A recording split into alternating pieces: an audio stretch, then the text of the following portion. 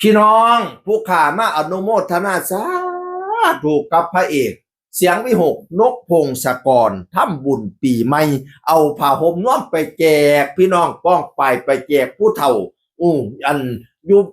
บ้านอยู่เฮียนอยู่ซ่านเพิ่นผู้หลับพี่น้องตำบลข้อใหญ่จังหวัดอุดรธานีผู้หลับพี่น้องเพิ่นก็มาโพสต์ดิ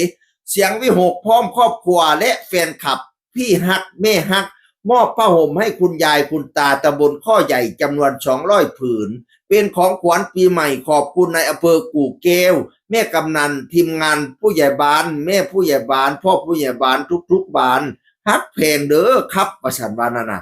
ไปมอบให้ผู้เฒ่ามอบผ้าห่มให้ผู้เฒ่าสวัสดีปีใหม่เข้ากับบรรยากาศก็กำลังสิหนาวพี่น้องหนาวเย็นจ้อยๆเนาะโอ้ยได้บุญหลายอีพอเอ๋ยสาธุเดือน11หมอลำตองเดือน12หมอลำกวยหนาวแน่ๆคิดฮอดสู้ยันไตถิ่มบ่ยั่งหนาวอีหลีดิหนาวเฮาล่มห่มผ้าหนาวกะยาผิงไฟกับพ่ออยู่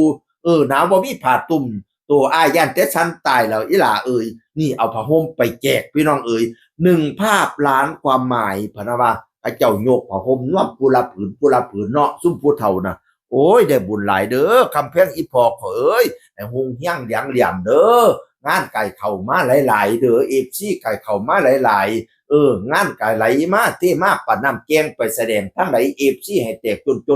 นล้นอังสนามเด้อย่ามเจ้าขึ้นห้านให้โดดเด่นทั้งเวทีให้มีแต่คนหักคนส้มนิยมส้มเจ้าเงินคำให้ไหลเข้าล้นกระเป๋าแน่นอังให้ได้นั่งนับแบ่งแรงเศร้าจนเมียมือบาราคำแพงอีพอข่อยท่านพระห่มน้วมไปก็ให้เป็นตัวอยู่อบอุ่นเด้อ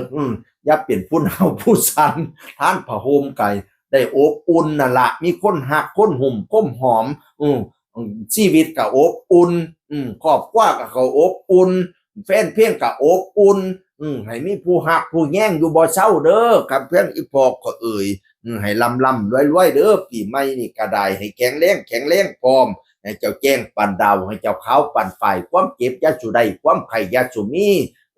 ให้เจ้าแข็งปันผ้าให้เจ้ากล้าปันตะวันถือเดชกะยะไม่เป็นไข่กะยะหมองอย่าได้มนคือตองอย่าได้หมองคือเทาอย่าได้เกาเสียสีไอ้วันนั่งดีสีใสสองพละกำลังปองไพ่ตองอย่าได้มีสุขาสุขขีลนกำลังคนล้นเลือนอายุยืนฮอดร้อยจนสิ้นศาสนาผลสา